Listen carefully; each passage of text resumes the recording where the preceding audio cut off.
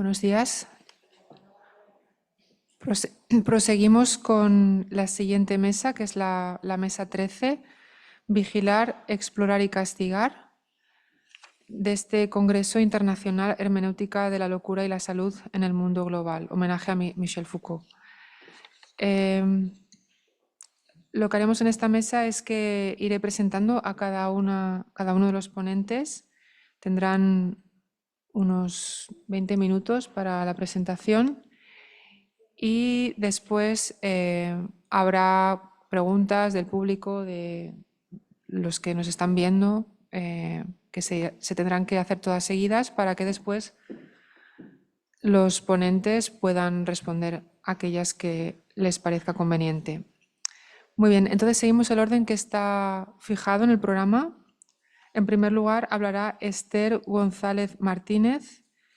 Esther es psiquiatra referente en el programa de autismo de adultos del Hospital de Día de Numancia del Parc Sanitari Sant Joan de Déu y también participa en el proyecto Platea, que es un proyecto financiado con fondos europeos Next Generation. Adelante. Bueno, no sé cómo pasar esto. Perdón, a los técnicos, es que no sé. Hola.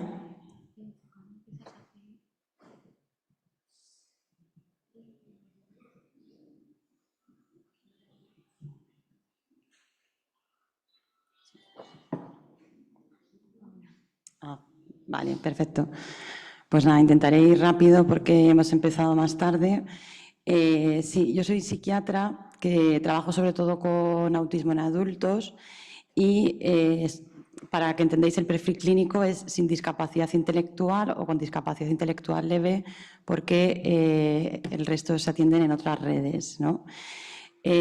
Cuando me propusieron hablar sobre autismo y salud mental, pues me parece un tema que está muy interesante, pero que es inabordable en 20 minutos. Entonces, me voy a centrar en que existen, ¿no?, digamos, diferentes trayectorias en el desarrollo neurológico, que la común se suele llamar el neurodesarrollo típico, que serían los neurotípicos, y hay otros desarrollos neurológicos llamados neurodivergentes, entre los que se encuentra el autismo. Para que se entienda bien, voy haciendo un contraste entre el desarrollo típico y el autismo y sus características. Y veremos cómo esto media, en cierta medida, no solo el procesamiento del mundo, sino también la percepción y la respuesta que se da. Y voy a acabar planteando preguntas abiertas para las que yo no tengo respuestas sobre la neurodiversidad. Vale, si reflexionamos un poco sobre nosotros mismos, los seres humanos, como especie, nacemos tremendamente frágiles y, de hecho, necesitamos de la interacción con el otro desde el principio, ¿no? Si dejamos un bebé unos días solo, lo más probable es que no sobreviva, ¿no? Entonces, ya desde las pocas horas o días de vida, los bebés tienden a preferir los sonidos de voces humanas que los sonidos de objetos. A las 3 semanas comenzamos a imitar los movimientos faciales de los adultos.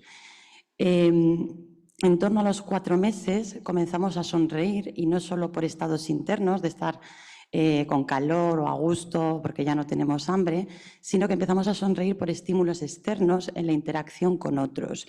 Por ejemplo, las carantoñas, ¿no? En torno al año se da un hito del desarrollo que es fundamental, que es la atención conjunta. ¿Y qué es eso? Es el momento en el que el bebé se da cuenta que, mirando al papá o a la mamá, capta su atención y la puede dirigir a otro lado. ¿Para qué?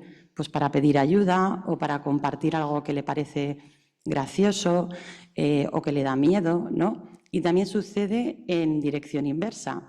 El papá o la mamá miran al bebé, su atención es captada por ellos y la dirigen a otro lado. Ese hito es esencial en el desarrollo del aprendizaje social de las personas. Y veremos que los autistas, si lo tienen, aunque muchas veces aparece más tarde. El otro día vi un vídeo de un psicólogo, Amy Klein, ¿no?, que se acercaba a una niña autista e intentaba llamarla por su nombre, ¿no? Julia, Julia. Y Julia pues no hacía caso al psicólogo y tampoco miraba a la mamá, ¿no? Pero, sin embargo, se levanta en un momento y se va a buscar un lacasito de este tamaño que está en el otro lado de la sala.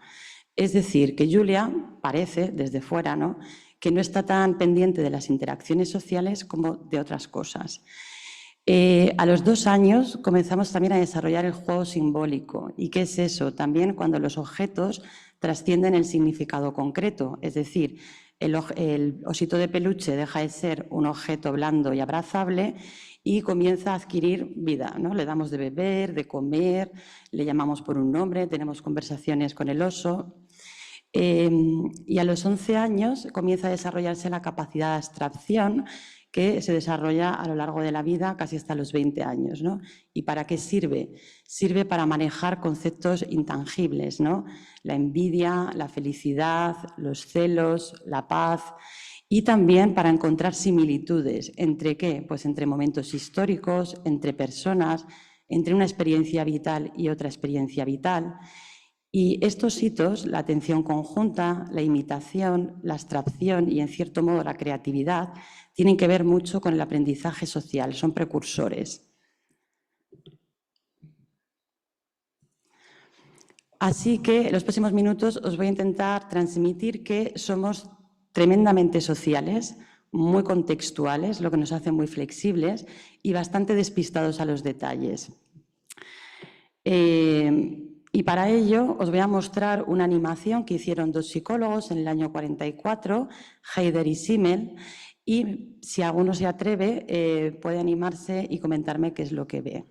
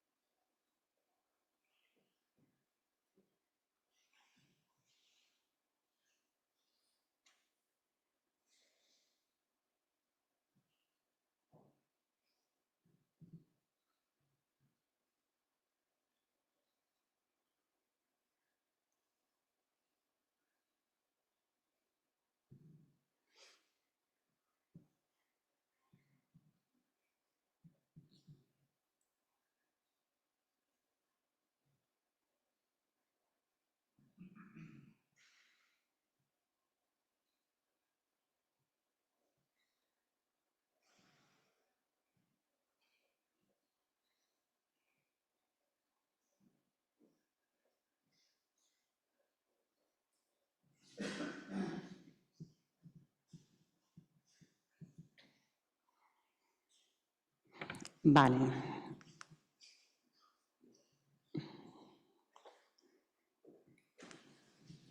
Vale. ¿Qué es lo que habéis visto? ¿Alguno se atreve? ¿Os anima, mejor dicho? Bueno, pasamos, si queréis, a los testimonios de... Vale, años más tarde, alrededor del año 2000, Amy Klein decide pasarle este vídeo a 2 grupos de chicos con un CI similar. Unos tienen un neurodesarrollo típico y otros son autistas. Y el chico, ¿no?, de 13 años con un neurodesarrollo típico dice: lo que sucedía es que el triángulo grande, que es como una especie de niño más mayor o un abusador, está aislado, aparecen 2 niños más. Hay un niño más tímido y temeroso, el círculo, y un niño más valiente, el triángulo pequeño. Este trata de enfrentarse al triángulo grande y proteger al círculo. El triángulo grande está celoso, comienza a molestar al triángulo pequeño, ¿no? El triángulo pequeño se enfada y dice: ¿qué está pasando? ¿Por qué estás haciendo eso? O sea, fijaos que este chico lo que está pensando, así no era la diapositiva original, es en personas e interacciones sociales, ¿no? Está haciendo atribuciones sociales a estímulos que en principio son neutros. Vamos a ver lo que ve un chico con autismo a esa misma edad. No, he ido demasiado rápido. Vale, el chico lo que dice, es un triángulo grande que se ha metido en un rectángulo. Ahí había un triángulo pequeño y un círculo. El triángulo grande ha salido. Las formas comienzan a interaccionar entre ellas. El triángulo grande estaba en la caja con el pequeño. El triángulo pequeño y el círculo han dado vueltas entre ellos durante unos segundos. Están oscilando unos alrededor del otro. Tal vez esté causado por un campo magnético. Después salen de la pantalla. Vale. Este chico está pensando más bien en objetos y en sistemas. Claro, imaginemos cuando este chaval, 4 años más tarde, llegue al campus de la universidad o de la Escuela de Formación Profesional y se encuentre con todo ese entramado social que hay en los descansos o en las cafeterías. Va a estar bastante perdido, ¿no? O cuando intente entender las intenciones de las personas que se le acercan, ¿no? Si puede discriminar o predecir un poco. Vale, ahora pasamos a otro lado, que es la premisa que hacia dónde dirigimos la mirada tiene que ver sobre en qué estamos pensando. Si yo el resto de la ponencia me quedara mirando solamente a una persona todo el rato, sería muy incómodo, pero además habría algo, ¿no?, que pensaría esa persona, se me conoce, estoy haciendo un ruido, ¿no? O si me pongo a mirar un foco todo el rato en vez de al público, pues pensaríais que hay algo ahí que o me está molestando o que estoy escuchando algo, ¿no? Y basándose un poco en esta idea, hay un grupo de científicos que hicieron un dispositivo que lo que pretende es registrar hacia dónde se dirige la mirada, que se llama el eye tracking, y se utilizaba o se utiliza para intentar ver si hay diferencias entre las personas neurotípicas y las personas autistas. Se pasan películas y en las escenas de un alto contenido emocional se intenta ver si hay diferencias. Y lo que se ve es que las flechitas blancas, que son personas con un desarrollo típico, se fijan sobre todo en la cara de los personajes y especialmente en los ojos, que es donde más información emocional hay. Y las personas con autismo se fijan sobre todo en la boca, en las orejas y en los objetos de alrededor, ¿no? Y otra pregunta que cabría hacernos es ¿cuándo empieza esto, no? Bueno, pues os voy a poner otro vídeo. El primer bebé, este es Amy Klein, que es el psicólogo que os he comentado antes, y el primer bebé, pues son bebés de meses, tiene un desarrollo típico, y el segundo bebé luego fue diagnosticado de autismo más tarde. Esta es la cuidadora.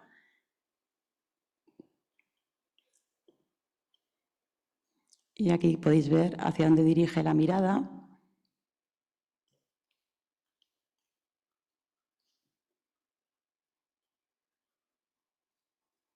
Que sobre todo hacia los ojos, ¿no? Este es el bebé que luego fue diagnosticado de autismo.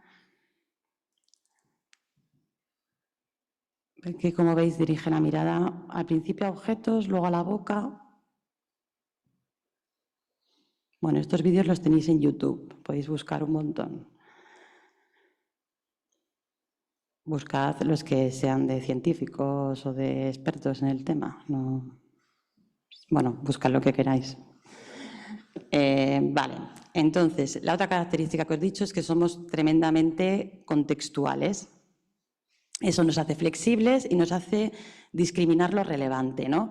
¿Y en qué podemos notar esto? Pues, por ejemplo, cuando vamos a coger un desvío en una carretera, no nos estamos fijando en todos los detalles, sino que vamos a los carteles que nos llevan al desvío.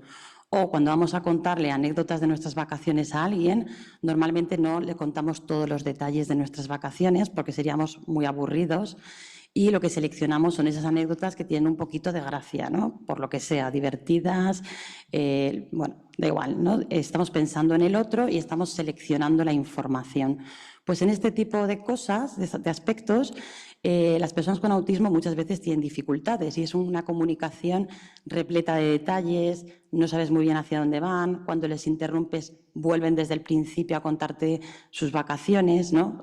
Hay una dificultad para discriminar lo que al otro le parece relevante. No diré yo lo que es relevante, pero bueno.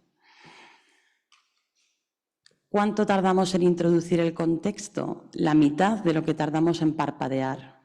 Es decir, que incluso el contexto hace que percibamos diferente. Y lo sabemos porque si yo os preguntara qué círculo naranja veis más grande, Sabéis que hay truco, ¿no? Porque estáis en una ponencia y es una ilusión óptica, pero posiblemente veréis más grande el de la derecha, ¿no? Vale, pues esto es la ilusión óptica de Ebbinghaus y se ha visto que las personas con autismo y también los niños neurotípicos son menos sensibles a las ilusiones ópticas. ¿Y eso qué quiere decir?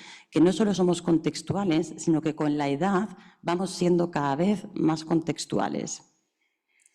Vale, si ahora os pregunto qué es un libro, me podréis decir, no os lo voy a preguntar, pero es como bueno, un objeto, papel, digital, que contiene una información que se puede leer. Vale, ¿no? Tenemos un concepto.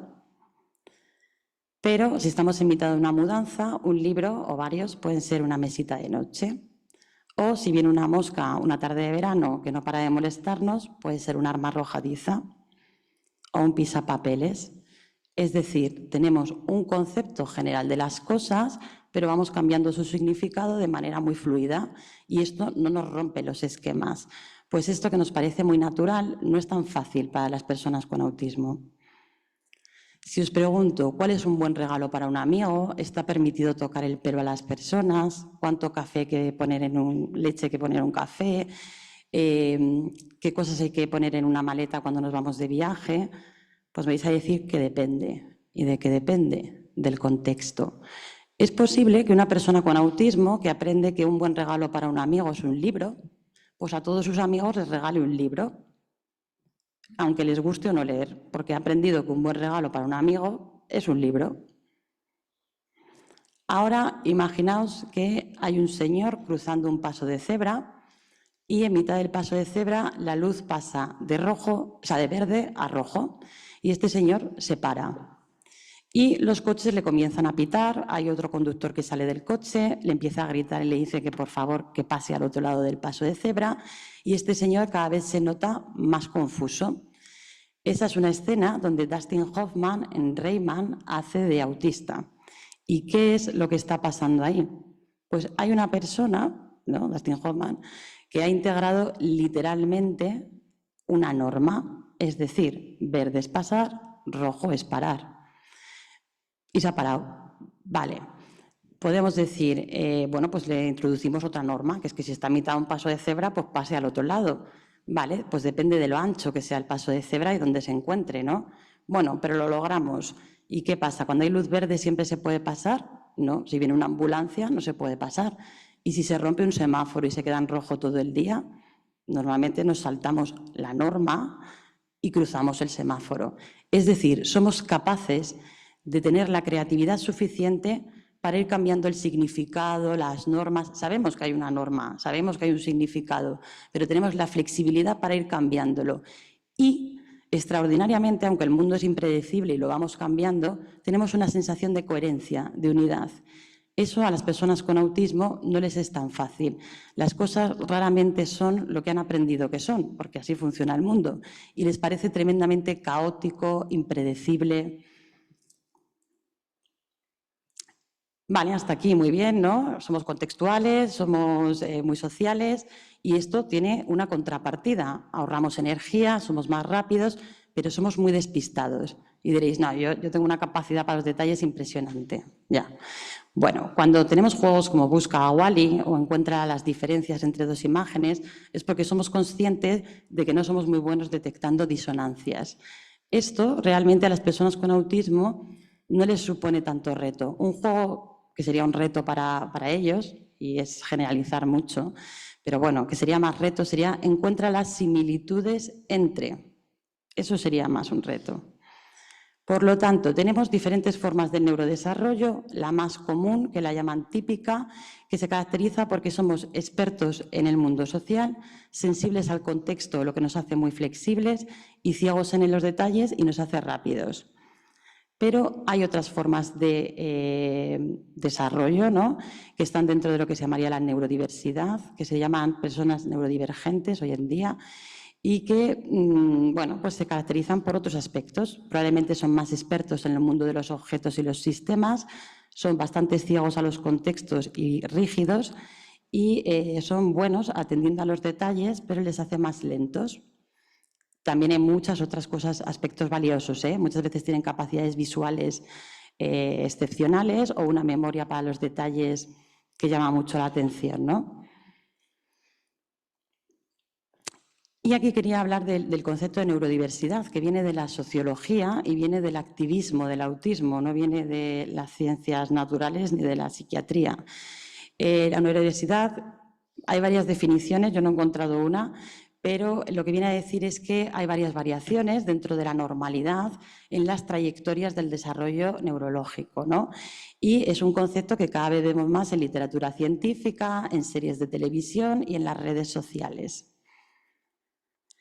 Este enfoque realmente sí que creo que ha cambiado mucho la visión, ¿no? Se ha pasado de centrarse en la persona con autismo e intentar hacerla un poco más neurotípica, ¿no? Pues entrenar el contacto ocular, hacer que sean más expresivos, suprimir las conductas repetitivas, a fijarse más bien en las fortalezas y en los aspectos valiosos, y el foco de intervención ha pasado al entorno, ¿no?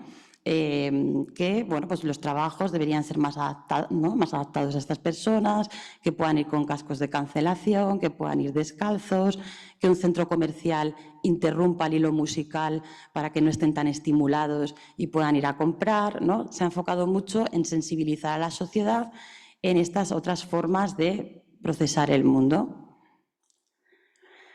También cada vez hay más testimonios en primera persona de personas autistas, ¿no? Que cuentan cómo son sus procesos a la hora de analizar la realidad, cómo se sienten ellos, e incluso hay webs como esta, Steampunks, que cuentan en primera persona, pues por ejemplo, cómo son sus formas de dar cariño, que son diferentes a lo mejor a las de los neurotípicos. Pero aquí yo abro también unas preguntas, ¿no? ¿Realmente es tan categórico esta diferencia entre neurotípico y neurodivergente? Dentro de la neurodiversidad, me estoy bloqueando porque ahora no me acuerdo, pero bueno, sí, ¿cuánto abarca la neurodiversidad? Abarca el autismo, ¿vale? Abarca el TDAH, abarca la epilepsia, la dislexia, la discalculia, el trastorno bipolar, la esquizofrenia, porque en cada web y en cada movimiento veo que hay como, bueno, diferentes formas de entender la neurodiversidad, ¿no? Y el otro aspecto que también me surgía una duda, y ya acabo, era, sí, en este movimiento de la neurodiversidad, ¿no? Los autistas son personas, bueno, que son muy heterogéneas, ¿no? Hay algunas que tienen lenguaje, otras no tienen lenguaje. Claro, las personas que no tienen lenguaje, que no pueden escribir un libro, que no pueden dar una charla TED, ¿qué piensan un poco del movimiento de la neurodiversidad? O sus familias, ¿no? Algunas sí que yo sé que están metidos en el activismo de la neurodiversidad, pero otras también sé que hay voces disonantes que se sienten apartadas. ¿Hay que normalizar todo o hay que integrar la diferencia? Y ahí tenía yo un poco dudas, ¿eh? No tengo respuestas. Y ya está. Muchas gracias.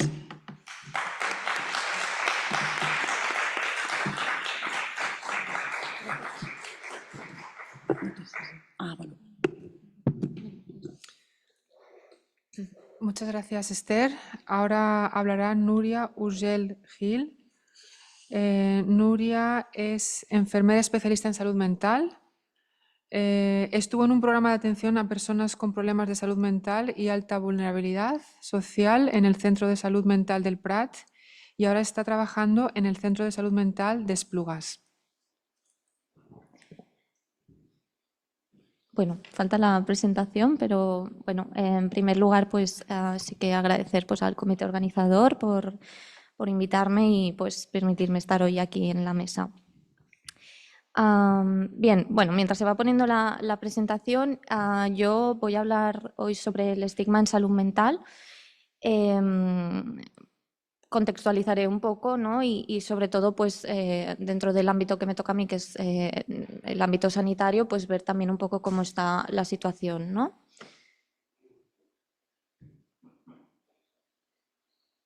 ¿Qué pasó? Ay, ahora me he pasado. Vale. Bueno, así para empezar, ¿no? Sí que me quería como un poco remitir al origen de la palabra, ¿no? El estigma, que bueno, es una palabra que proviene del latín y del griego, significa una marca hecha con hierro candente. Esto en las sociedades romanas y griegas, ¿no? En la antigua sociedad, lo que significaba pues, era un símbolo de deshonra, ¿no? De vergüenza, de esclavitud y al fin y al cabo pues, de degradación social máxima. Esto actualmente es cierto que estas marcas físicas han desaparecido, pero el estigma se sigue perpetuando en factores pues, más basados como pueden ser pues, la clase, la etnia, ¿no? La edad, incluso pues, en condiciones de salud como podría ser pues, las enfermedades de salud mental. Bien, yo aquí no me voy a detener mucho, súper breve, ¿no? Pero sí que me parecía interesante un poco hacer una mención bueno, por ver en esta línea cómo el estigma se ha ido perpetuando a lo largo de la historia, ¿no? Y el análisis que hace Foucault de la psiquiatría de finales del siglo XVIII, ¿no? Como al final como un medio de control social, ¿no? Que al final la psiquiatría lo que hacía era un poco pues, proteger a la sociedad ante los peligros de la locura. Entonces, lo que recogen un poco los textos al final es que, en general, no solo de Foucault, es que el estigma acaba funcionando pues, como un medio de control social, ¿no? En tanto que establece cuáles son estas normas sociales y, por otra parte, castiga pues, a aquellos que se apartan de ellas. ¿Y por qué es importante que hablemos de estigma? Pues un poco como ya he dicho, ¿no? El estigma sigue estando en la actualidad. Las personas con problemas de salud mental se siguen enfrentando a todas las consecuencias negativas de ser etiquetados como enfermos mentales. Y bueno, como comentaba antes la compañera, ¿no? Esta mañana, al final no debemos olvidar que todos a lo largo de nuestra vida, ¿no? Pasaremos por alguna situación de malestar emocional.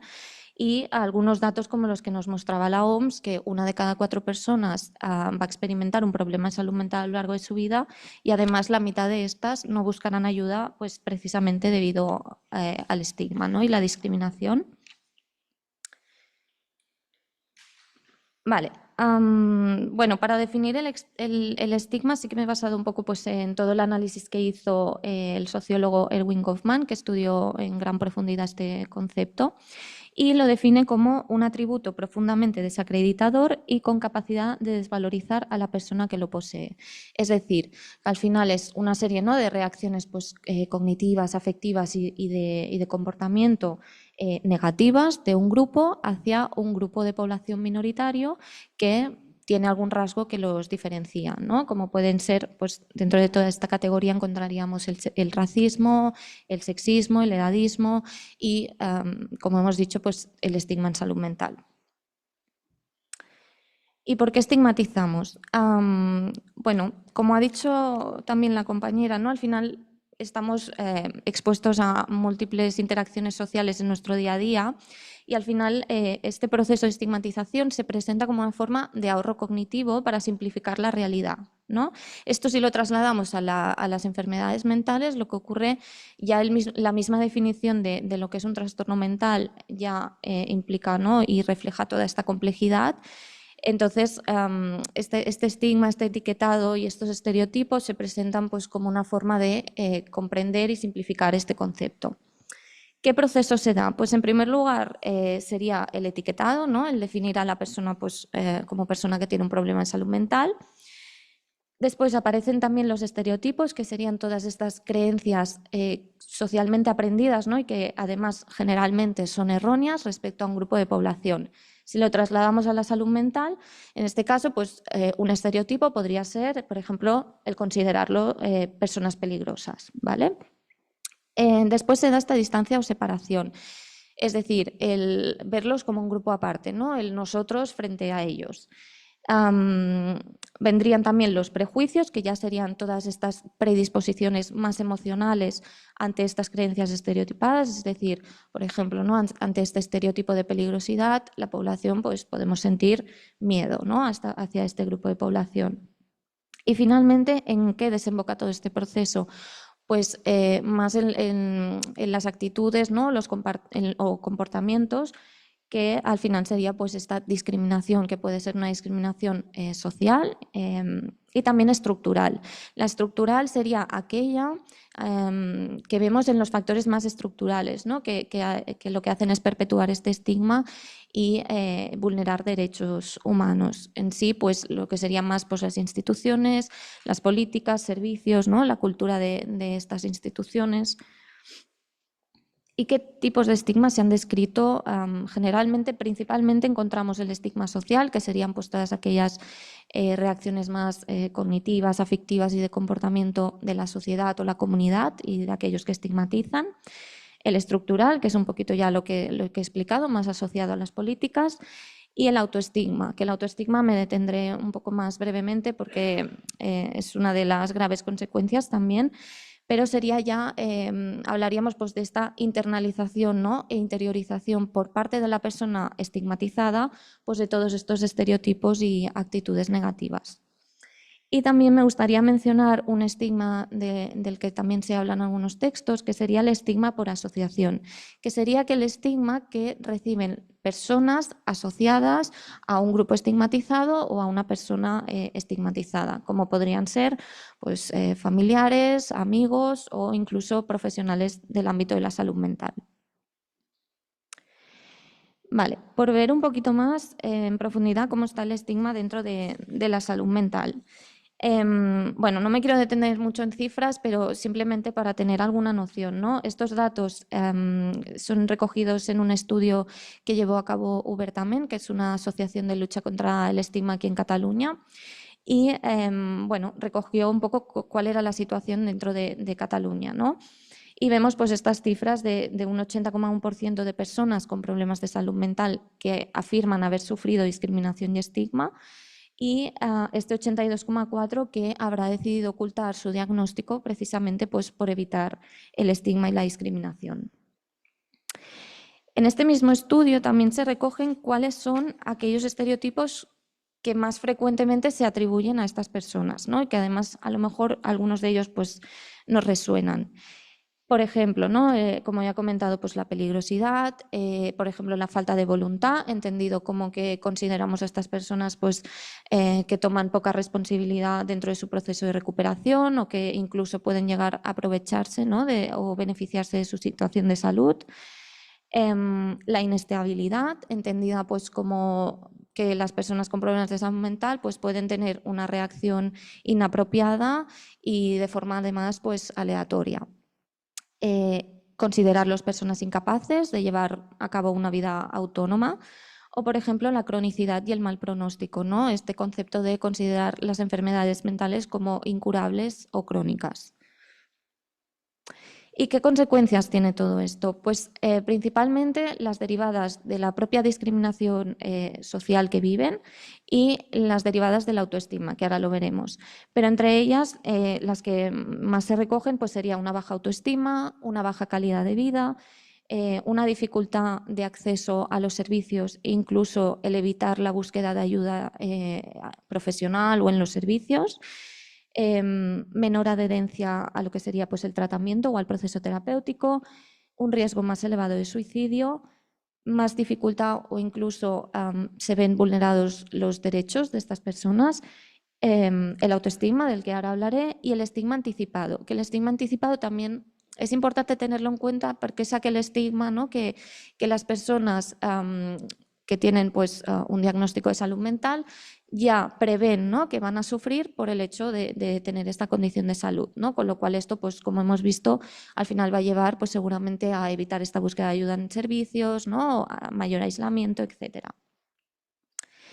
Y el autoestigma, bueno, antes ya lo he definido, pero sí que es importante tenerlo en cuenta porque esta interiorización e incluso que las personas lleguen a reproducir todos estos estereotipos o prejuicios, lo que va a conllevar es, en primer lugar, en ellos pues una pérdida de autoestima y de confianza en la propia recuperación. Y además también a nivel más conductual, ¿no? Lo que veremos es pues, mayor aislamiento, seguramente evitar esta búsqueda de ayuda y en sí todo esto ya es un factor de estrés que aumentaría un riesgo de recaída.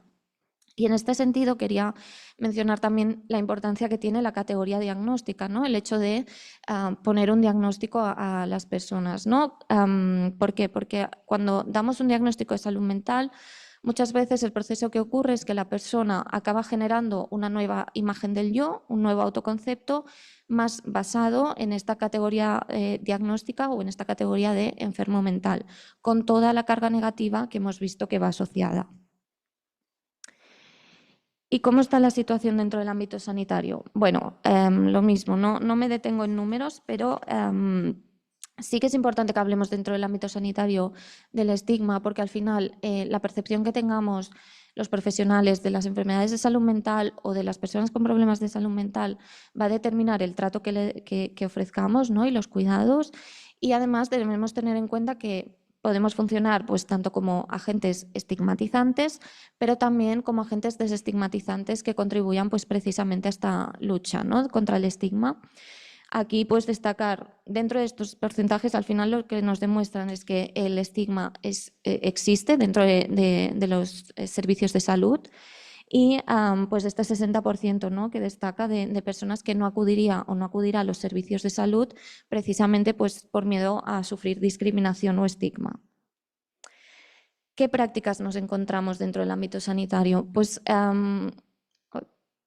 espera, ¿qué ha pasado? Muchas veces, de las más frecuentes sería pues este infradiagnóstico, ¿no? Por ejemplo, que las personas lleguen a un servicio de urgencias con una determinada sintomatología y ya se le dé un origen psicosomático, es decir, que se le atribuya más un origen a la enfermedad mental que no que pueda haber alguna enfermedad más física.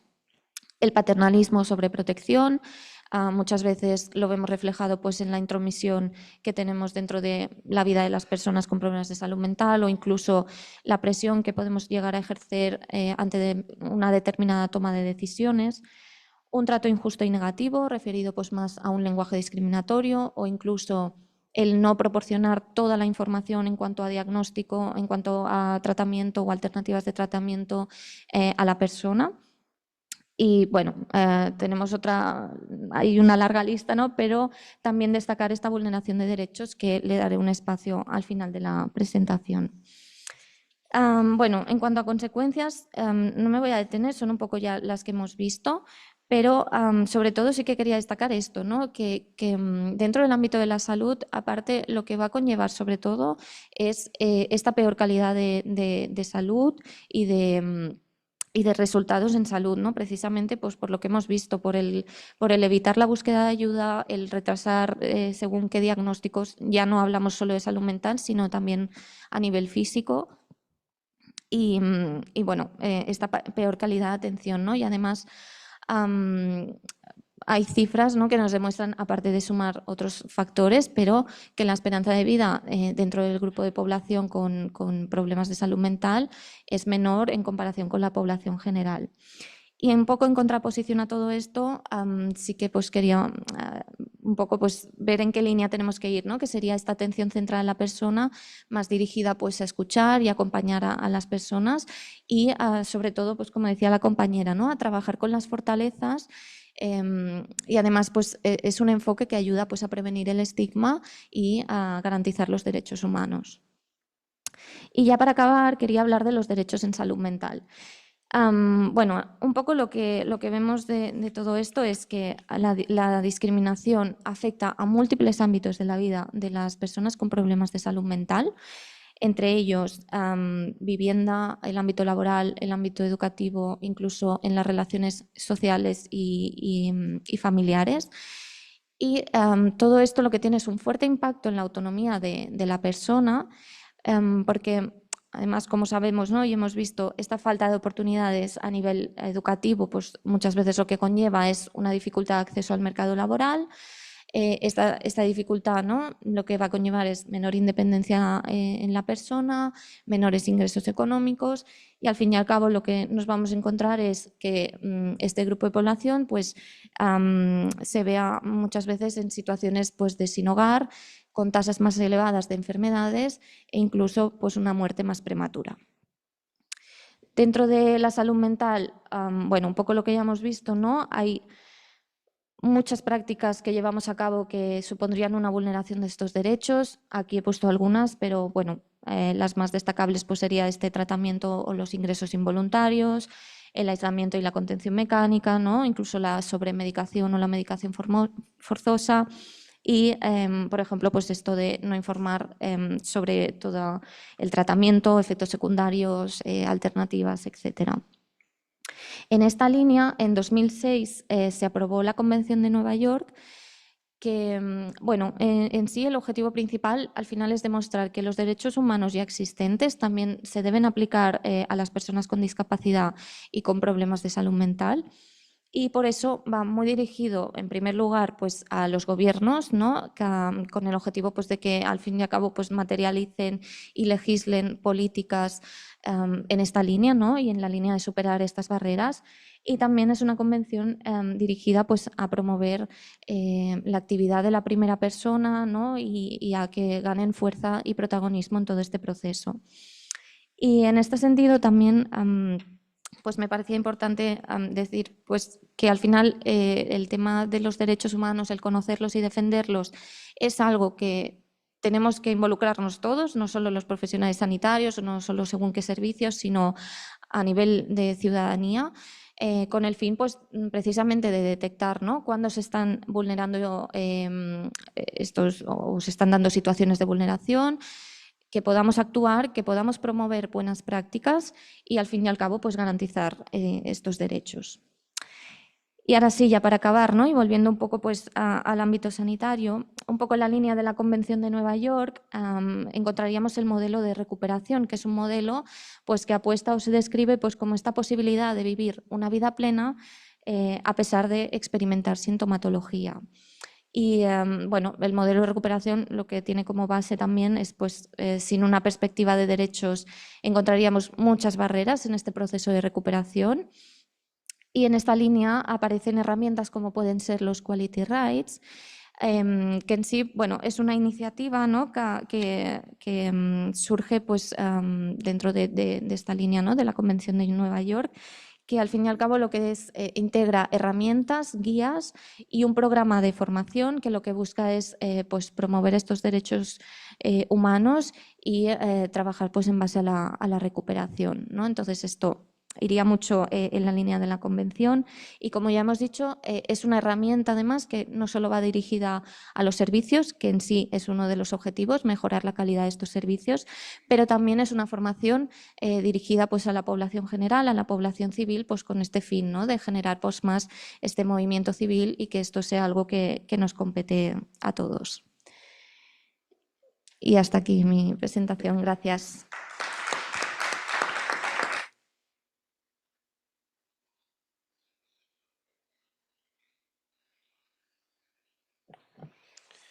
Muchas gracias, Nuria. A continuación hablará Iván Ruiz. Iván es psicoanalista, miembro de la Escuela Lacaniana de Psicoanálisis y de la Asociación Mundial de Psicoanálisis. Es el director terapéutico de la Fundación TEADIR y autor de libros como La sociedad de la vigilancia y sus criminales y No todo sobre el autismo, ambos libros editados en la editorial RBA. Gracias, Sonia. Buenos días. Quiero empezar agradeciendo la invitación a estar aquí a la coordinación del Congreso y en especial a Juan Morro. He tomado el título de esta mesa para trabajar sobre algunos de los puntos que son importantes para nosotros, para el equipo terapéutico de la Fundación TEADIR que dirijo. Michel Foucault publicó en 1970, ahora no tengo aquí, publicó la historia de la locura en la Edad Clásica y después de esta publicación recibió una carta del psicoanalista Jacques Lacan reconociendo el interés del trabajo que acababa de publicar. Seguramente debía ser en torno a 1961, poco después de publicar el libro. Cuando ya era conocido el trabajo de Jacques Lacan, su última aportación, podríamos decir, al campo de la psiquiatría, con su tesis la tesis sobre la psicosis paranoica de autopunición, así la llamó Jacques Lacan en el 32. El estudio de la psicosis, entonces, hará entrar a Jacques Lacan, psiquiatra inicialmente, lo hará entrar en el psicoanálisis y hará desarrollar el descubrimiento freudiano. Puesto que si para Sigmund Freud los síntomas neuróticos abrieron la vía del inconsciente, con Lacan podríamos decir que los delirios en la psicosis permitirán de algún modo restituir la dignidad del loco, llamado así, una dignidad, digamos, perjudicada. Y es así que Michel Foucault se encontrará en ese momento leído, después de publicar ese libro, leído en la trascendencia de su pensamiento, que desde la filosofía planteará podríamos decir, una ruptura definitiva con el campo médico en aquel momento. Os voy a leer la respuesta que Foucault hizo a Lacan después de recibir su carta. Le escribe: estimado señor, su carta me ha tocado mucho. Es el primer signo, viniendo de un médico francés, de que he sido leído. Que venga de usted precisamente me indica que puede ser este silencio sobre el que se destaca esta carta, que este silencio quiere decir alguna cosa más que orejas no atentas. Me ha sucedido sin duda de ser un intérprete muy poco fiel a vuestro pensamiento. Pero después de un día, de 1947, me parece, en el que usted hablaba de la identificación, le dice a Lacan, lo he leído como uno de los que hoy absolutamente hay que escuchar. Si no he conseguido, y si no lo he conseguido, no es más que por mi culpa. Lo que yo he hecho no podría haberlo hecho sin usted. Y quizás lo reconocerá usted, sin tener que enfadarse mucho por esto, en los 2 o 3 ensayos que aparecerán pronto y que me gustaría enviárselo. Le ruego acepte su reconocimiento, Michel Foucault. Bien, en efecto, la influencia de los seminarios de Jacques Lacan en el medio intelectual de la época son conocidas y el trabajo de Michel Foucault no fue ajeno a esta influencia de sus seminarios. En concreto, en sus trabajos sobre la locura, a pesar de que Foucault tenía razón cuando decía que no había sido siempre fiel a los desarrollos de Jacques Lacan, podríamos decir que no fue explícitamente fiel, teniendo en cuenta la ausencia, podríamos decir casi total, de menciones de Foucault a los trabajos de Lacan. Pero a la vez la locura, que había sido trabajada ya, empezado a trabajar por Lacan, la locura Michel Foucault la estudiará a partir de las aportaciones de Sigmund Freud. Las aportaciones de Freud en el campo del delirio, de los delirios y de sus funciones psíquicas. Y de hecho, es clara la mención de Foucault a las investigaciones de Freud, sobre todo cuando las usa para apoyarse en sus trabajos, los trabajos de Foucault, sobre la locura y también sobre la sexualidad. Incluso me atrevería a decir que sin el posicionamiento no deficitario de la locura del que Freud partió y que realmente fue un impacto en el campo médico de la época, sobre todo en Centro Europa, Foucault no habría podido encontrar el resorte más importante para llevar adelante su pensamiento. Y es así que Foucault se refiere a la locura en una entrevista que le fue hecha por algunos psicoanalistas cercanos al movimiento intelectual de la École Normale Supérieure en 1977, después de la publicación de su trabajo Vigilar y castigar. Voy a leer algún fragmento de en esta entrevista, que de hecho de algún modo Núria Urgell se ha referido a este punto. Dice Foucault en esta entrevista: los alienistas acababan de elaborar la teoría y la práctica de la alienación mental y han definido su especificidad. Y ahora dicen, hay delitos que nos conciernen, estas personas nos conciernen. ¿Qué ganan ellos como médicos, los médicos alienistas? Decir que ha habido una especie de dinámica imperialista en la psiquiatría que ha querido anexionarse el crimen, someterlo a su racionalidad, pero esto no lleva a ninguna parte. Estaría tentado de decir, dice Foucault, que de hecho había una necesidad ligada a la existencia misma de una psiquiatría que se ha vuelto autónoma, pero que ahora debía basar su intervención en el reconocimiento como parte de la salud pública. Y solo podría hacerlo sobre la base de que tenía una enfermedad, la alienación mental, que absorber. También debía tener un peligro que combatir, como una epidemia o una falta de higiene, etc. Y aquí viene la parte que me parece más interesante de esta respuesta de Foucault, cuando dice, pero ¿cómo demostrar que la locura es un peligro? Si no es mostrando que hay casos extremos en los que la locura, aparentemente a los ojos del público, manifestándose de antemano sin más síntomas que unos pequeños crujidos, unos pequeños estruendos perceptibles, solo para el observador muy entrenado, puede estallar de repente en un crimen monstruoso. Así surgió la monomanía homicida, dice. La locura es un peligro temible precisamente porque no puede ser prevista por ninguna de las personas con sentido común que dicen saber sobre la locura. Solo un médico puede detectarla. La locura se ha convertido entonces en objeto exclusivo del médico, cuyo derecho a intervenir queda así establecido.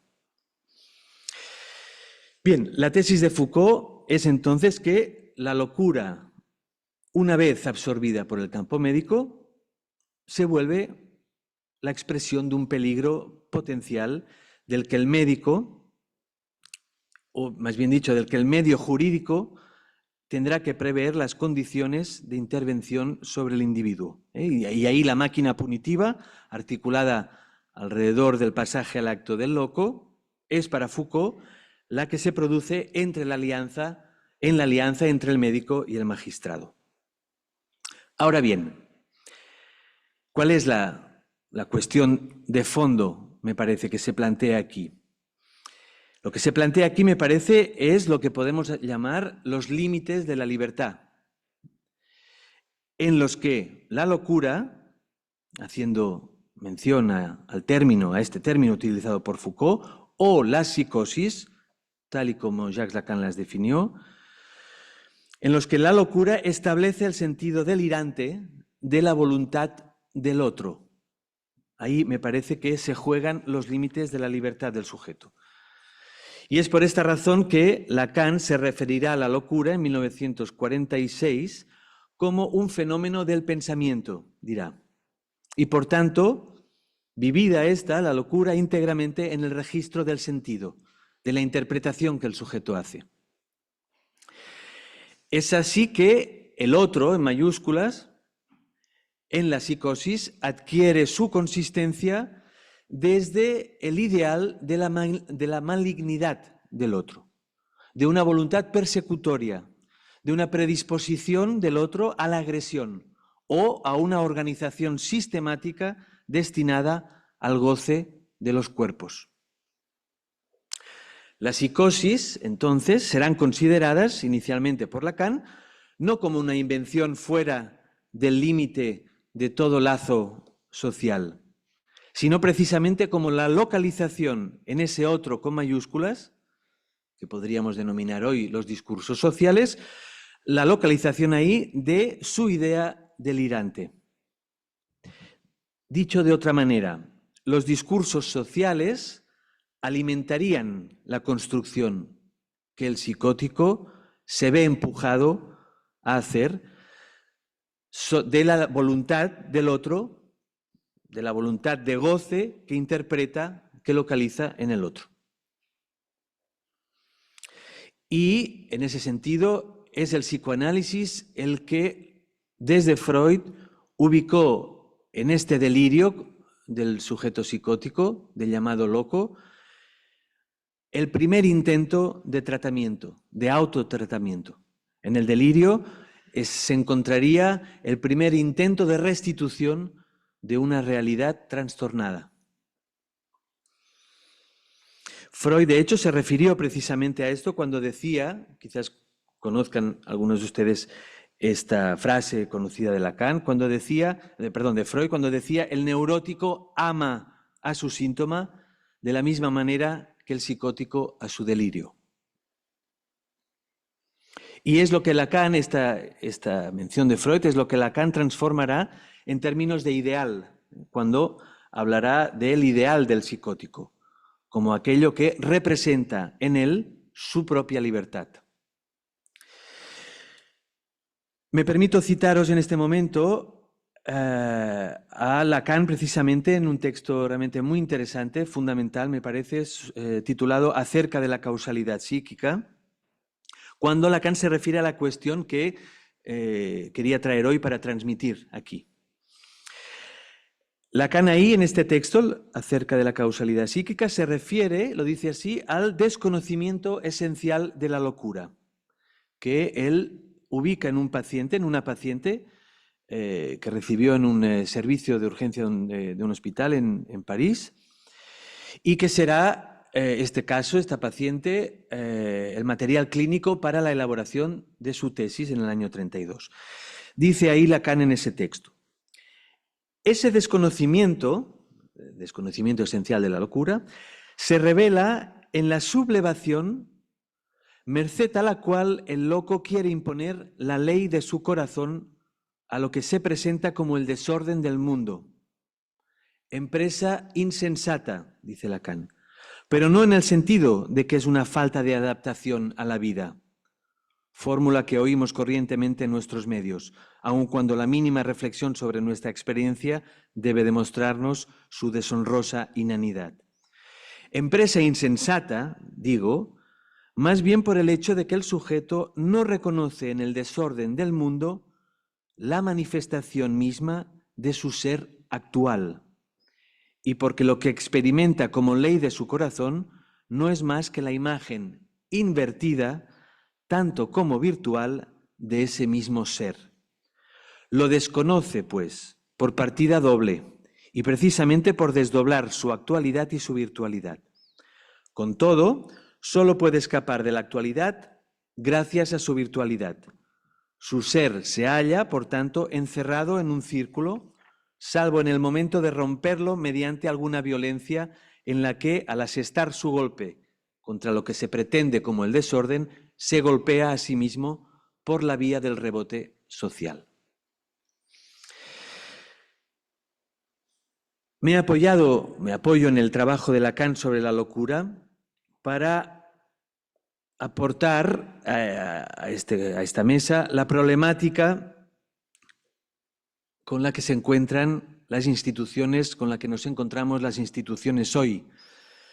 Las instituciones desde las prácticas consideradas sociales, y que es la de cómo convertirse en una institución como un otro para un sujeto, para el sujeto con el que trabajamos, para el sujeto que atendemos, teniendo en cuenta la certeza del psicótico de que el loco no es él, de que él es el otro quien está loco.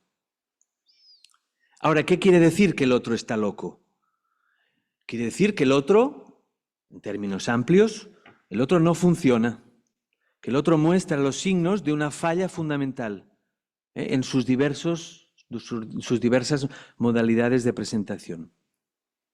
Y si esto es una certeza del sujeto, implica que no es susceptible ni de reeducación emocional, ni de dialéctica comprensiva o de pacto entre las dos partes para que el sujeto acepte otra cosa. La certeza en la psicosis es inamovible. Foucault, precisamente, señaló esto para estudiar lo que denominó la analítica del poder. Y se refería con esta expresión, analítica del poder, a el ejercicio del poder como aquello que se sitúa entre dos límites, decía, entre el derecho a la soberanía y la mecánica de la disciplina. Ahí ubicaba Foucault la analítica del poder. Entendía así que las disciplinas las conocidas disciplinas, no solamente lo disciplinario, sino las disciplinas, tienen cada una de ellas su propio discurso. Y en la clase del 14 de enero del 76, creo que es precisamente el curso que tú mencionabas en la presentación, en el Collège de France, Foucault dice que las disciplinas, lo cito, son en sí mismas creadoras de aparatos de saber, de saberes y de campos múltiples de conocimiento, y que en consecuencia tienen que referirse no a una regla jurídica derivada de la soberanía, sino a la norma. Y esto me parece que es muy importante. La epidemia de las normativas en las instituciones. Y es precisamente lo que Foucault señalaba en ese momento. La desaparición de la ley digamos, en beneficio de la proliferación de la norma como aparato de normalización.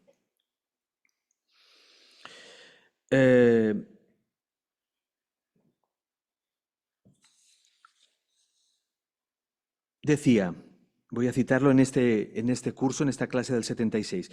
Dice Foucault, creo que las normalizaciones disciplinarias, terminan por chocar cada vez más contra el sistema jurídico de la soberanía. Cada vez surge con más claridad la incompatibilidad de unas y otro. Cada vez es más necesaria una especie de discurso árbitro, una especie de poder y saber neutral gracias a su sacralización científica. Y es justamente por el lado de la ampliación de la medicina donde en cierto modo vemos, no digo combinarse, pero sí reducirse, intercambiarse o enfrentarse perpetuamente la mecánica de la disciplina y el principio del derecho. El desarrollo de la medicina, la medicalización general del comportamiento, de las conductas, de los discursos, de los deseos. Esto es del año 76 y me parece que es de extremada vigencia.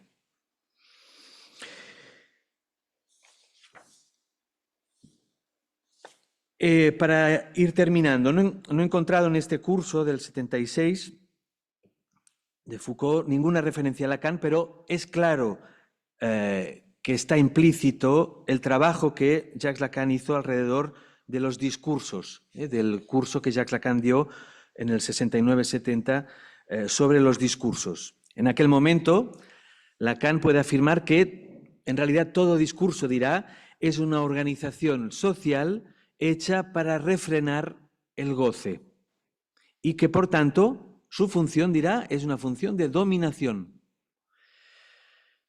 Todos los discursos, dirá, excepto el discurso del psicoanálisis, que si bien funciona como discurso, el del psicoanálisis, es el único que se exceptúa de la dominación. ¿Qué implicaría esto?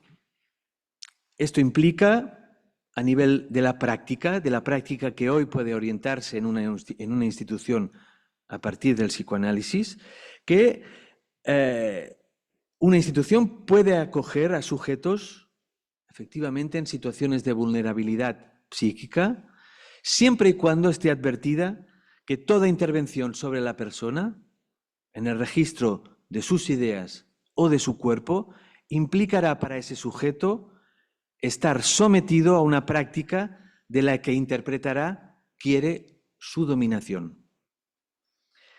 Con el psicoanálisis, que derivamos de la enseñanza de Jacques Lacan, nos orientamos en el tratamiento de la psicosis, no desde la psicosis y el autismo, por supuesto, no desde la modificación del sujeto, sino desde el tratamiento del otro, en mayúsculas, desde el tratamiento del otro con el cual se las tiene que ver cada sujeto.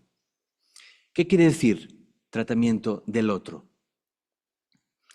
Significa, con esto terminaré, significa entender con qué otro se relaciona cada sujeto, qué tipo de otro malo hay en cada caso de psicosis, qué tipo de otro invasivo encontramos en cada caso de autismo. En la Fundación Teadir, que dirijo, acogemos precisamente a sujetos en esta situación de vulnerabilidad psíquica, con diagnósticos diversos dentro del campo de la salud mental, para los que ponemos en marcha espacios de vida en los que trabajar desde el equipo terapéutico con el objetivo de construir un otro a medida de las condiciones de relación que cada sujeto plantea. Gracias.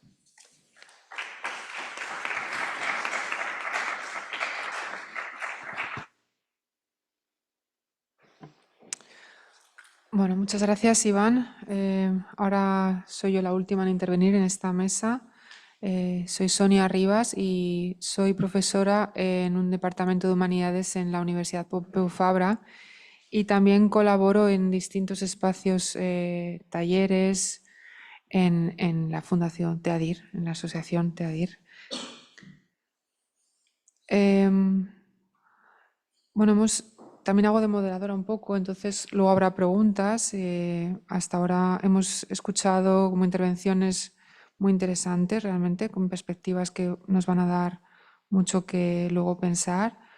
Esther, bueno, ha hecho una serie de explicaciones, ¿no?, sobre desarrollos, estudios, ¿no?, sobre personas con autismo desde un punto de vista psicológico, en sus estudios que ha ido desarrollando en su profesión.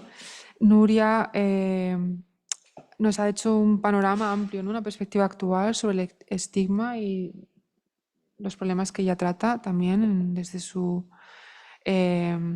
lugar como enfermera especialista en salud mental.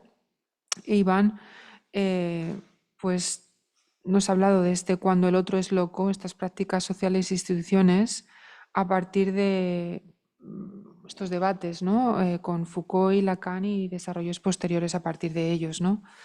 Entonces, lo que yo voy a hacer ahora es algo como muy pequeño. Voy a hablar solamente de un espacio que es un espacio artístico de esta fundación, TEADIR, de esta asociación, donde yo, bueno, voy para participar con estas personas que van ahí y otros colegas.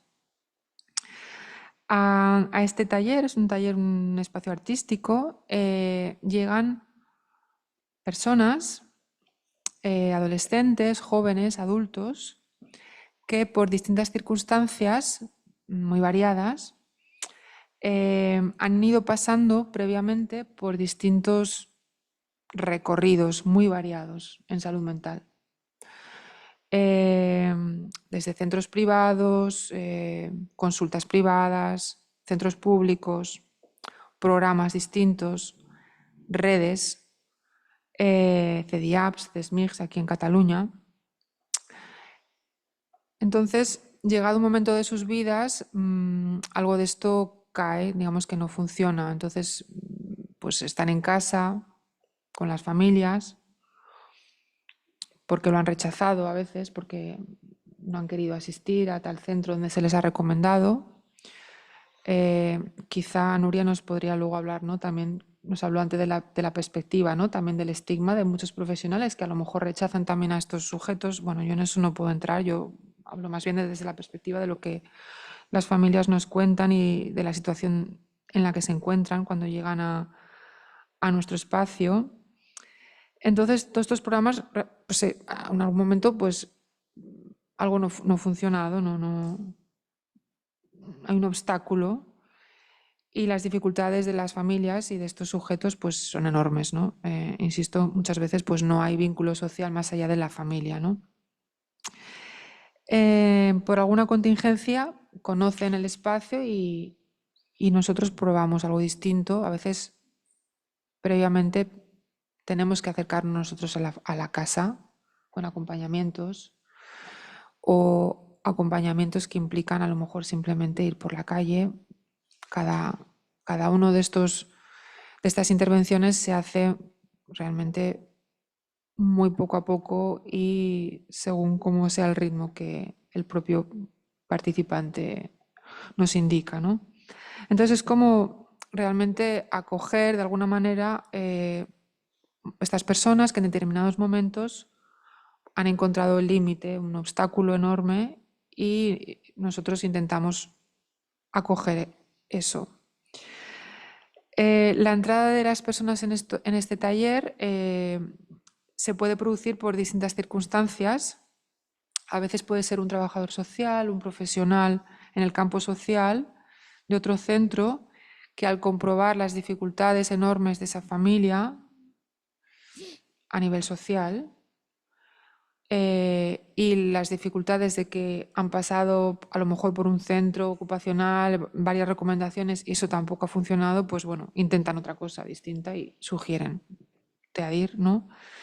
Otras veces es la propia familia la que, después de haber ido recorriendo con el hijo o la hija distintos espacios, no se integraba en ninguno de ellos. A veces también han sentido eso, ahora la verdad es que Nuria lo explicaba muy bien, cierto estigma, ¿no? Que realmente se lo querían quitar encima de alguna manera. Pues realmente, bueno, pues tienen esta ocasión distinta, ¿no? con TEADIR.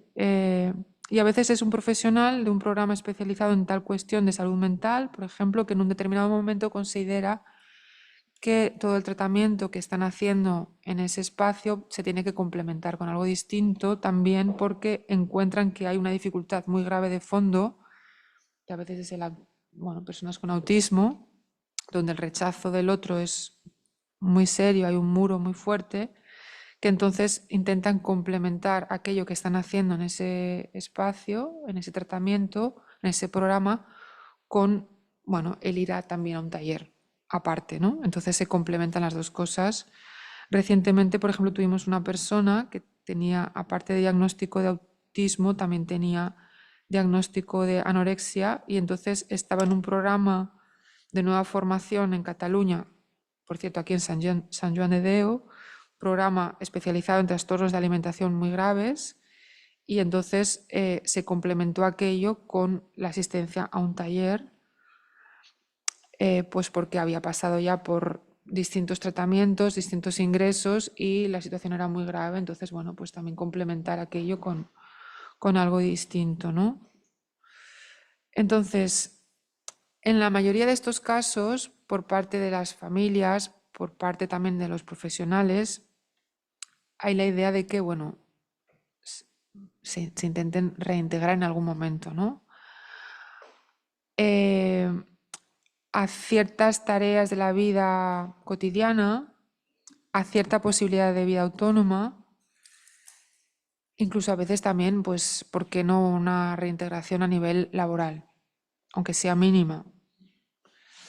Pero las dificultades son enormes, ¿no? Entonces la pregunta es, desde TEADIR, ¿cómo poder, ¿no? intervenir con estas personas donde el rechazo es tan fuerte, ¿no? Y realmente reconocer esa dificultad, reconocer también, voy a utilizar una palabra muy fuerte, pero la utilizo, son realmente como restos que quedan, ¿no? de estos programas, y tomar esta palabra resto no de una manera peyorativa, sino realmente con toda la seriedad que significa, ¿no? También hay esto, son restos, y hay que tomarle con toda la dignidad a esta situación, ¿no?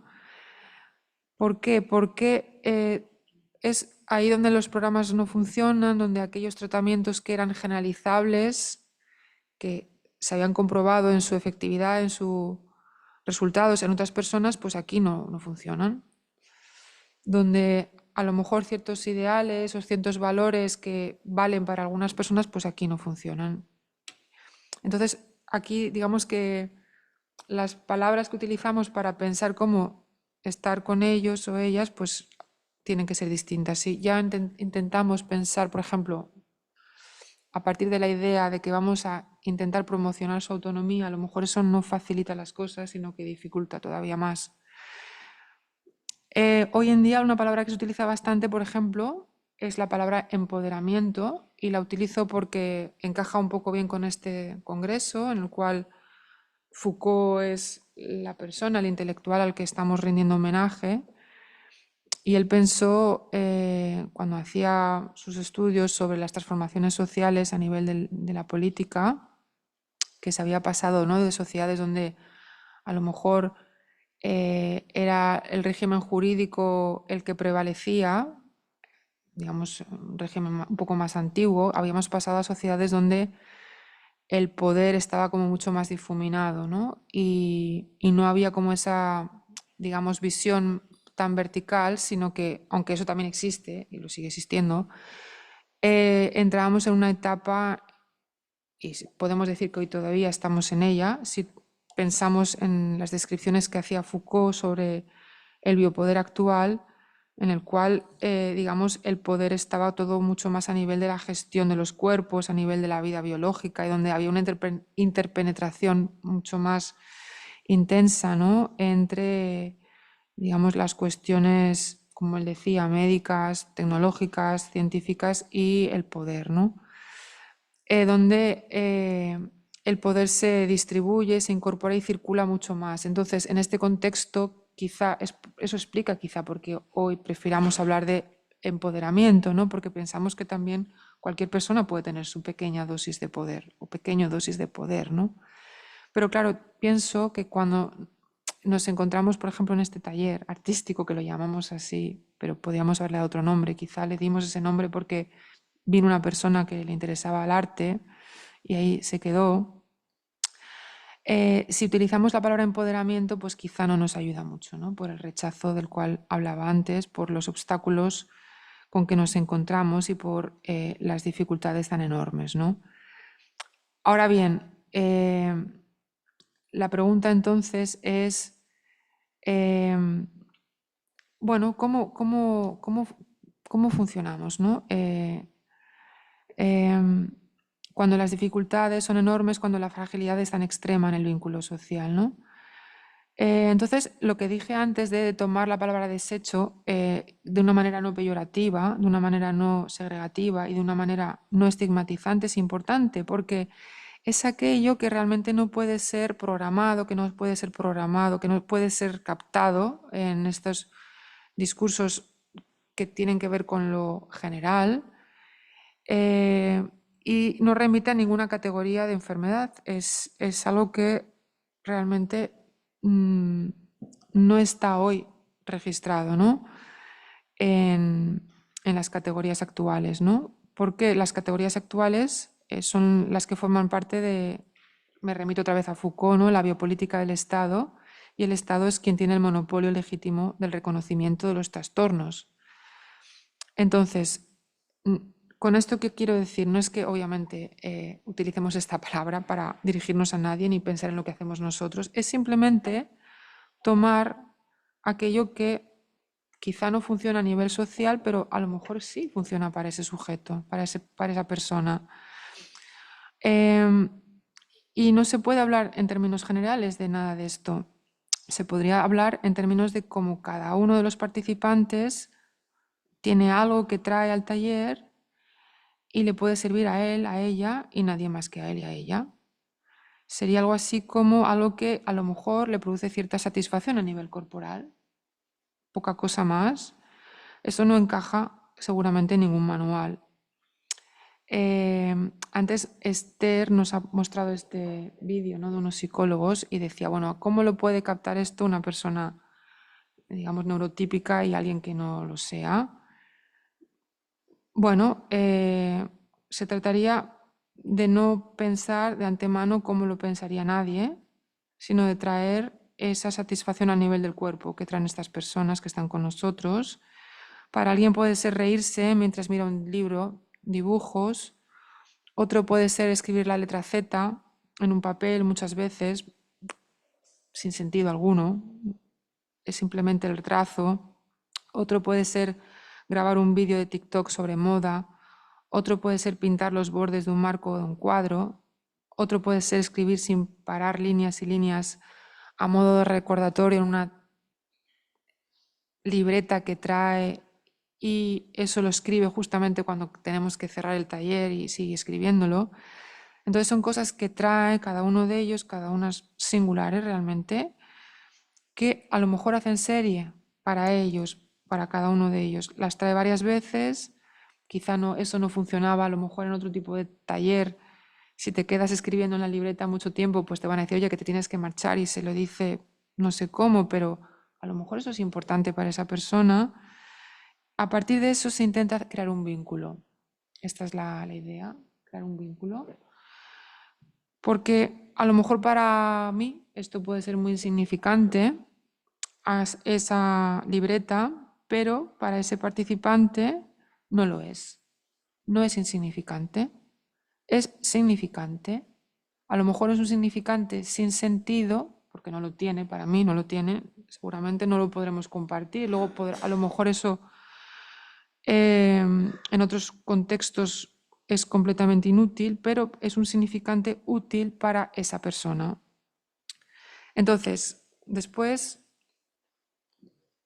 ¿cómo hablamos con las familias? ¿Cómo hablamos con las personas que nos han derivado a estas participantes? Bueno, a lo mejor podemos decir que se ha empoderado.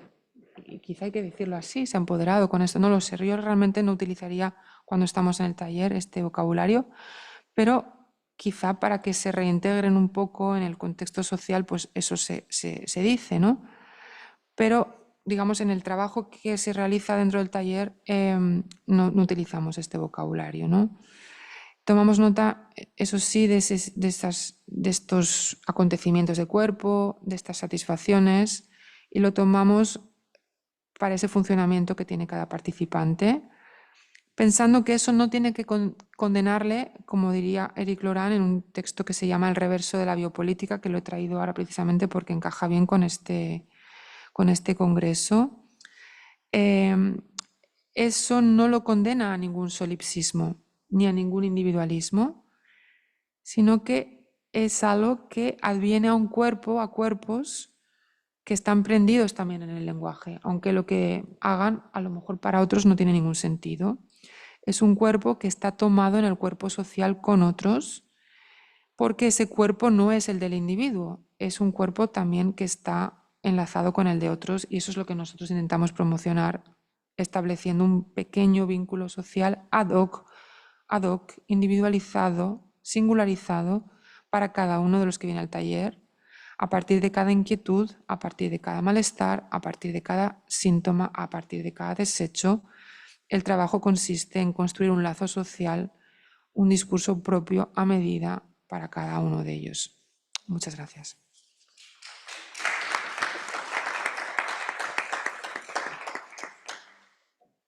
Y bien, bueno, pues ahora viene el turno de palabras. Nos han dicho que puede haber preguntas tanto de la sala como de las personas que están actualmente conectadas. Vamos a poner el micro para que pueda haber estas preguntas y nos indicarán los técnicos y los que están aquí con nosotros si viene alguna pregunta por parte del público que está conectado, que yo no lo puedo ver esto.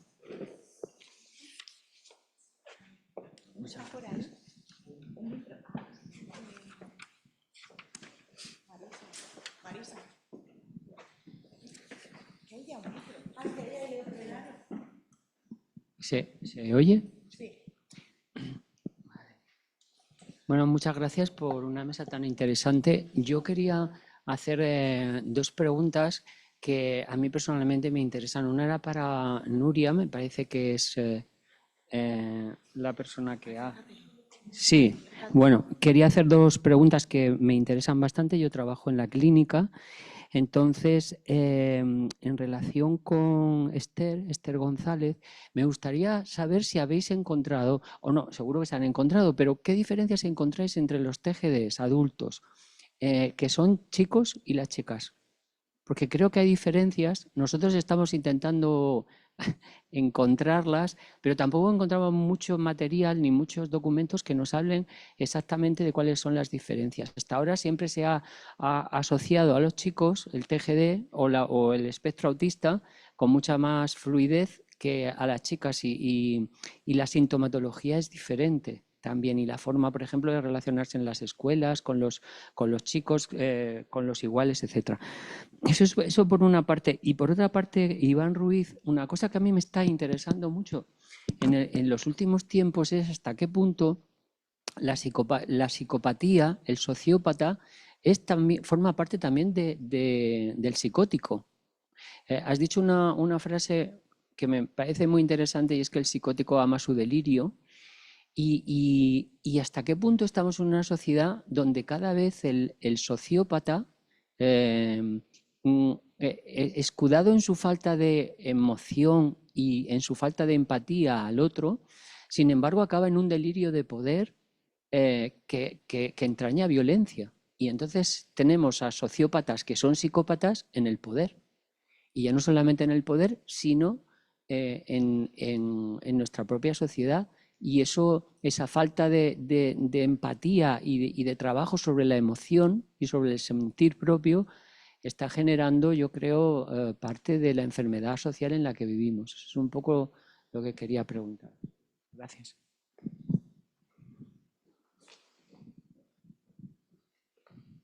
Nos dijeron que irían todas las preguntas seguidas. No sé si seguimos con este criterio, ¿sí? Vale, Voy a pues, intentar ser brevísima para dinamizar un poco todo esto apasionante que se ha contado.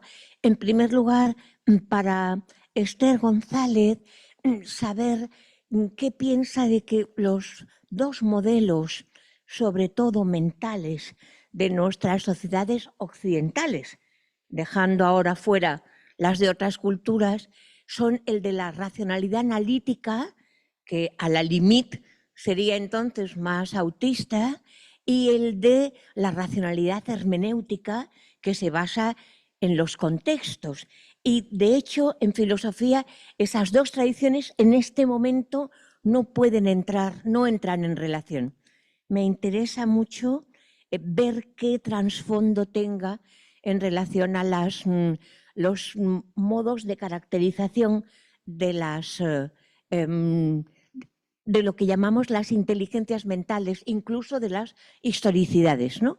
Y en relación a la intervención de Nuria Urgell Gil, qué apasionante, y preguntarme si en una institución como esta, que es una secularización de Sant Joan de Déu, no se tienen en cuenta procesos espirituales de integración y de no estigmatización, como por ejemplo el amor y la alegría. Yo he tratado mucho con colectivos de discapacitados y la posibilidad que tiene de integración la alegría y el entusiasmo y el amor es impresionante. Y por último, en relación a la... porque no he podido, he tenido que ausentarme porque me llamaban, pero para preguntar a Iván Ruiz, muy complejo, ¿no? La relación Lacan, Foucault y Freud también, y sobre todo una pregunta más vulgar, y es, claro, habida cuenta de que nuestro mundo está tomado por un capitalismo ilimitado de consumo, incluso por un loco a ojos de todos, como un individuo llamado Trump en la hegemonía de... ¿Es psicótica la crítica política en este momento?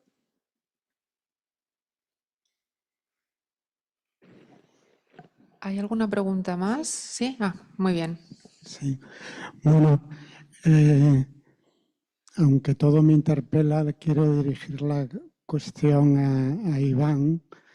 Yo también veo problemática la relación en Michel Foucault entre psicoanálisis, Lacan y su investigación, la investigación Foucaultiana. Creo que esa carta a la que te refieres debiera tomarse más bien de pura carta de cortesía. De hecho, sus biógrafos y los que lo han conocido así lo tomaron, porque Foucault tenía una enorme distancia, bueno, lo sabes bien, no respecto al psicoanálisis. Solo hay un momento en el que claramente se acerca y salva el trabajo lacaniano, especialmente, que es un momento que no proseguirá, que es el momento estructuralista, es el momento de las palabras y las cosas, donde el psicoanálisis aparece como contraciencia y está claramente pensando la línea lacaniana.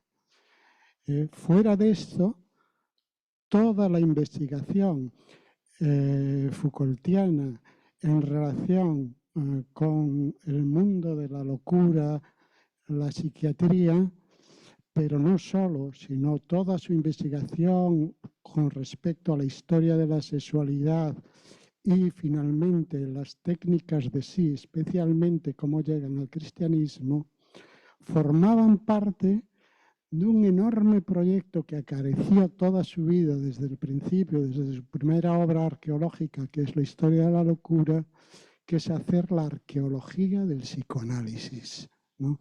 Una arqueología que sería crítica del psicoanálisis. No sé qué piensas de esto.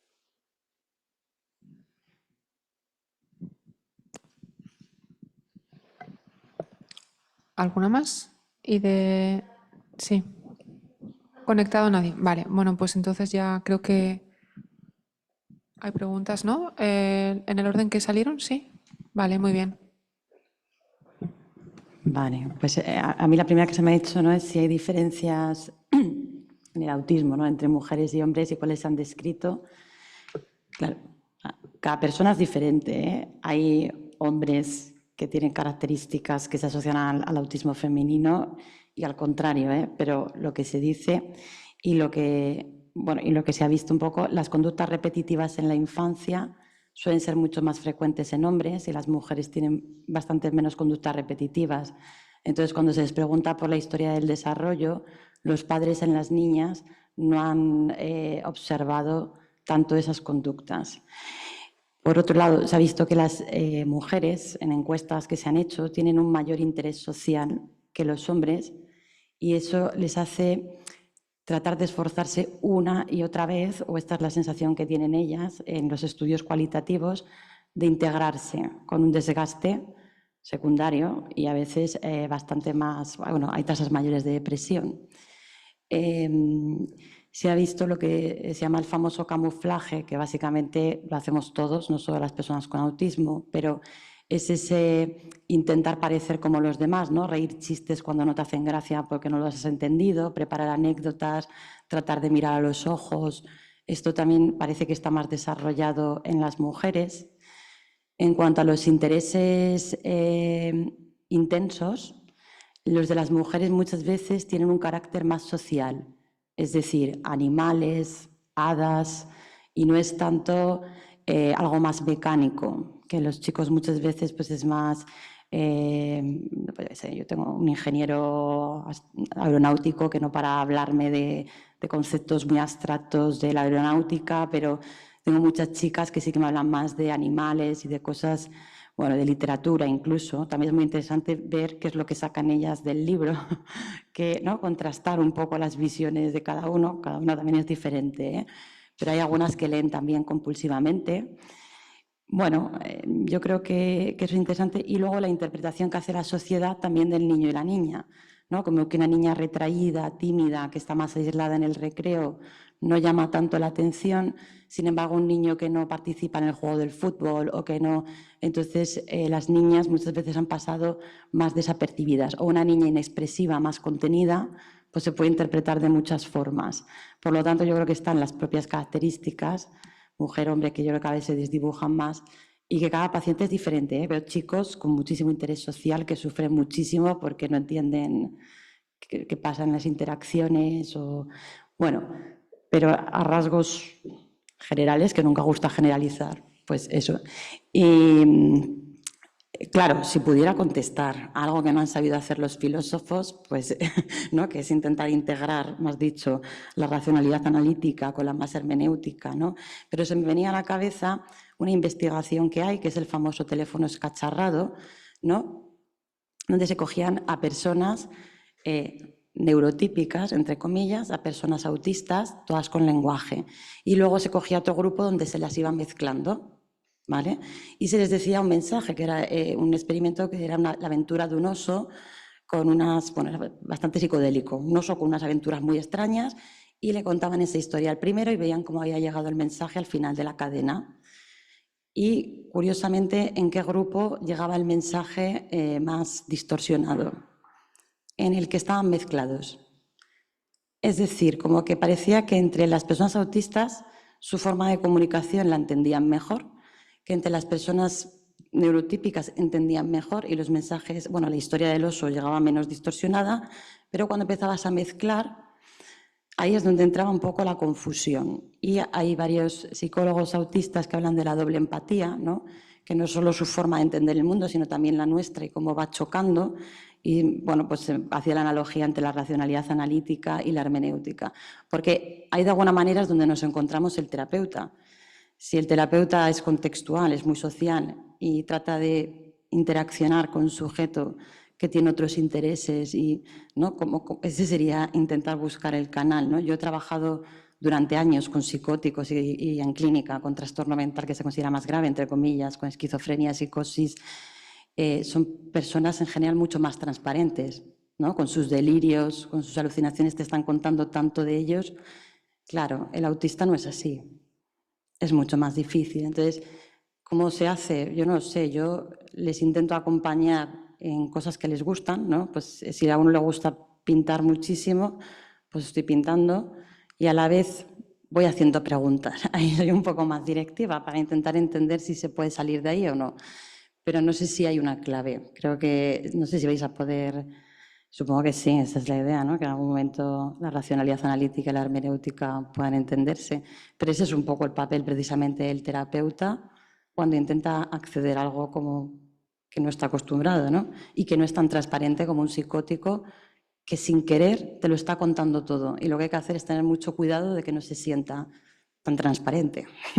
Bueno, y no sé qué más cosas. Ah, y así, como ejemplo, y ya paro, desde Platea, que es esta cosa de fondos Next Generation que estamos haciendo con fondos europeos y tal, estamos haciendo mucha co-creación con ellos. Es decir, ¿qué quiere decir? Que si nosotros tenemos un taller de autismo para personas que acaban de diagnosticar ya en la última etapa de la adolescencia, ellos nos dicen, primero, cómo deben ser el soporte técnico, si les ayudan más las diapositivas o no, si esta cosa no les gusta nada, si lo explicamos como ellos creen que lo tenemos que explicar o les parece que no tenemos ni idea. Y entonces ellos van co-creando y diciendo cómo hay que transmitir a otras personas estas cosas. A veces se puede tener en cuenta, otras veces es más difícil, porque también dentro de su rigidez creen que lo suyo es lo que va a servir para todos. Pero bueno, yo creo que la co-creación, tener en cuenta al otro, tanto en grupo, que es más difícil, como ya cuando estamos en individual es más fácil, porque ahí ya es todo más personal, ¿no? Más tener en cuenta a esa persona. Pero cuando se intentan hacer cosas grupales, pues bueno. Y yo creo que ya, no sé, no te he podido contestar porque es muy ambicioso poder contestar a eso.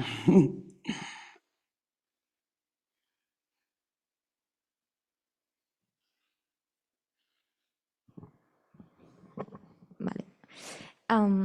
Bueno, muy brevemente, entiendo que era un poco pues aquí desde la institución, ¿no? Quizás qué atención podemos dar más a esta parte más espiritual o, ¿no?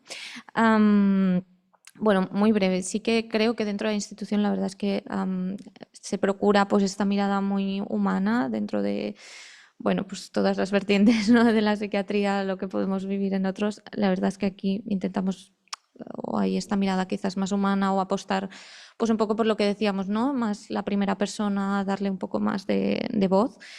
Y sí que pues mencionar, ¿no? Que justo hacías esta pregunta, aquí dentro de la institución sí que, por ejemplo, pues está el servicio de atención espiritual y religiosa, pero bueno, va más allá de la religión, ¿no? Sino que incluso pues dentro de, ya no solo dentro de salud mental, sino salud mental o patologías más crónicas o depende de qué situaciones de final de vida, ¿no? Pues se puede ofrecer este espacio y este servicio pues que atiende pues más a esta parte, pues a una dimensión más espiritual, ¿no? De las vivencias de la persona, de la explicación que le pueda estar dando a la enfermedad, ¿no? o al proceso que esté pasando.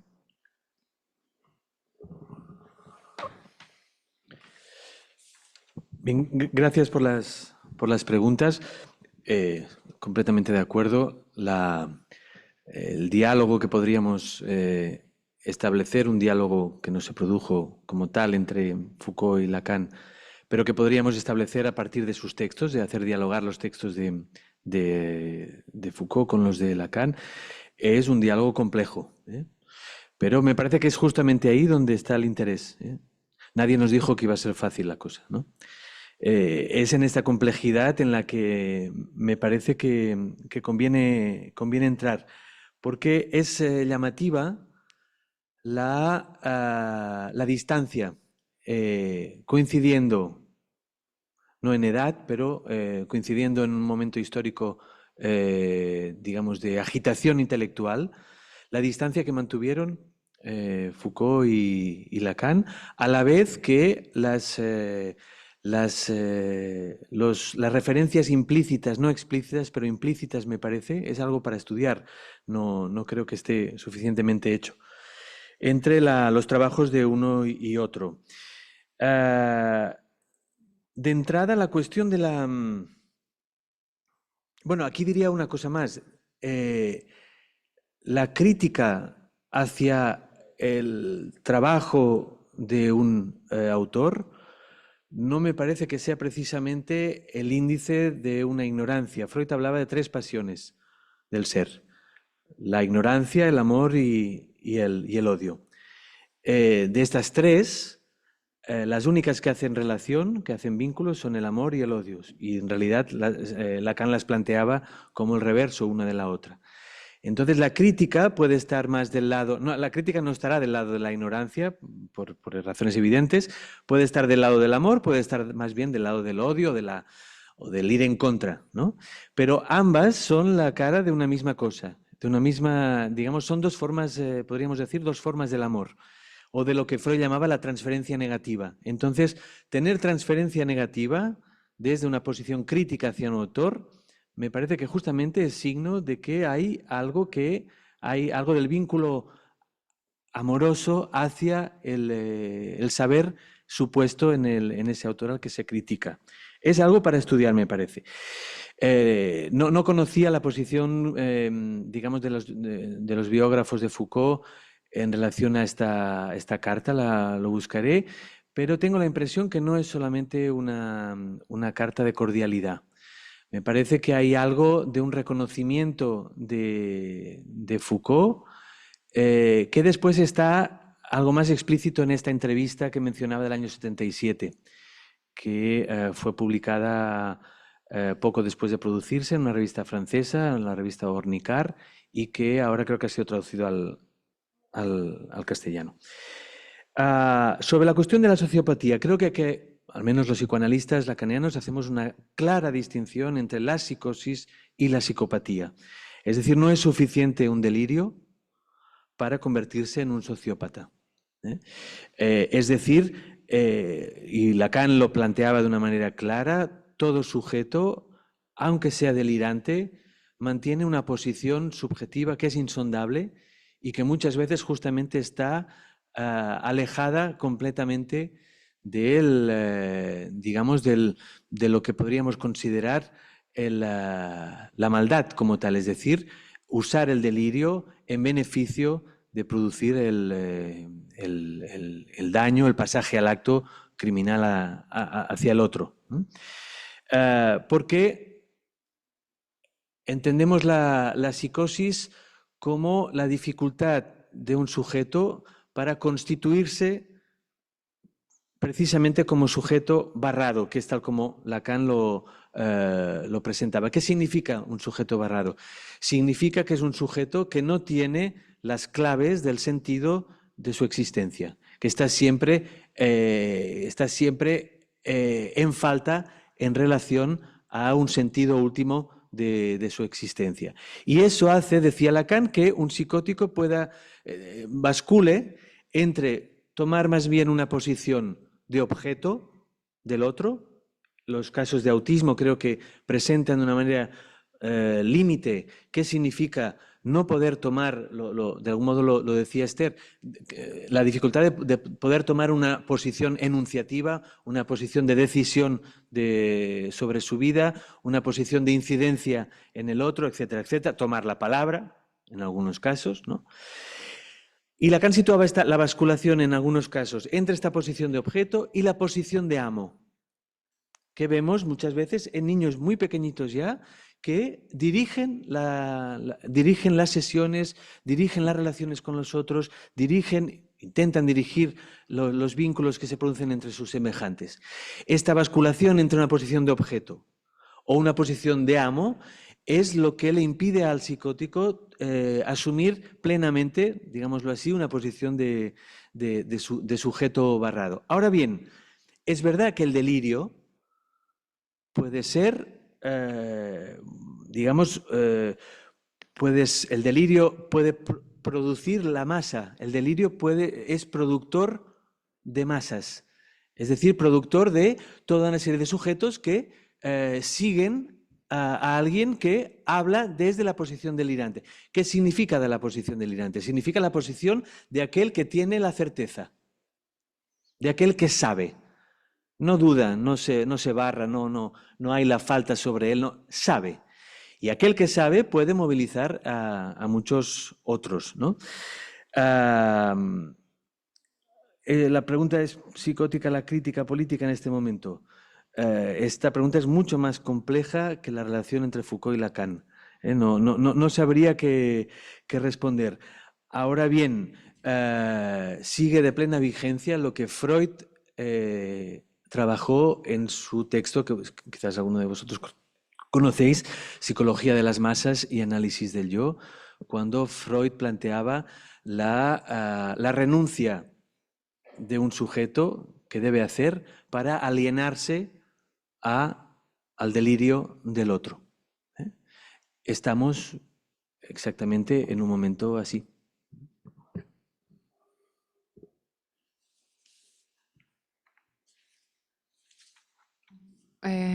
Si no hay más preguntas, pues creo que justamente son las 2, o sea que acabamos puntual. Quería dar las gracias.